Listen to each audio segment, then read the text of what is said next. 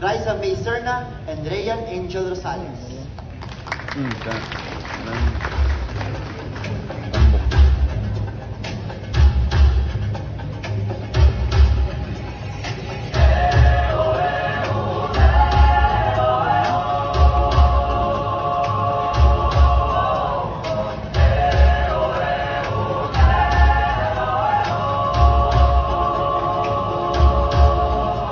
Hubarin ang tako sa iyong damdamin, pumalas ang ating galing. Tumayong mong tapang harapin ang buhay, yakapin ang tagumpay. Tulungan kapwa't bigyang halaga, huwag atakin ng pababa.